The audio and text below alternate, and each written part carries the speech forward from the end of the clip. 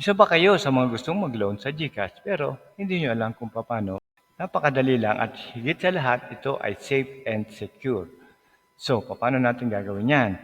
Paano tayo mag-loan ng 7K o higit pa sa GCash? At ang actual na paglo-loan natin dito.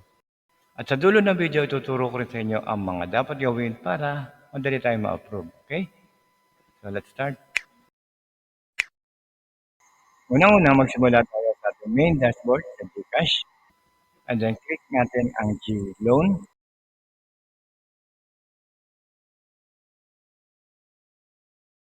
And then sa akin, ang pwede kong hiramin ay 7,000. Payable in 9 months at may interest na 3.99%. So, paano siya gumagana? Unang-una, napakadali lang dahil sa loob mismo tayo ng GCash mag-apply. Ikalawa, instant approval, almost less than 1 minute. Okay, so easy payment option mula 9 months hanggang 1 year, depende yan sa laki ng inyong hihiramin.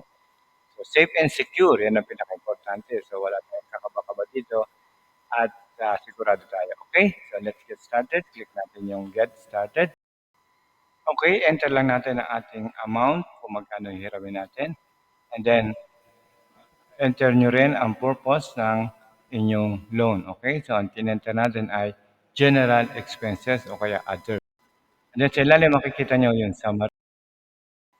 Okay, so papasok na lang sa inyong GCash ay 6,790 dahil ibabawas na yung 3%. Okay, so get this loan. And then mula dito, dadagdag pa siya ng ibang mga personal details. I-enter niyo lang po yan dyan sa ating screen. Okay? So, reviewin lang natin ang lahat ng details kung tama. And then sa ilalim, makikita niyo yung I agree. Kung na-check nyo na yan at wala nang problema. And then, 6,790 ang ating papasok sa GCash. So, i-click lang natin yung confirm.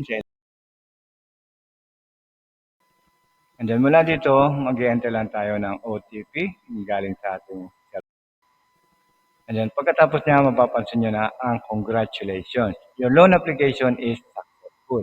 Okay, so ibig sabihin, pasok na siya at ilalagay na ni GCash yung inyong pera dun sa inyong wallet. So, your loan has been transferred to your GCash account in 1 minute. Nakita nyo, 6,700. In less than a minute, approve kagad tayo. Okay? So, ganun lang po siya kadali. At kung meron pa kayong mga katanungan, comment nyo lang po sa baba at sasagutin po natin yan. Kung nyo din po kakalimutan na mag-like, subscribe, and hit nyo na rin ang bell para updated kayo sa ating mga bagong videos.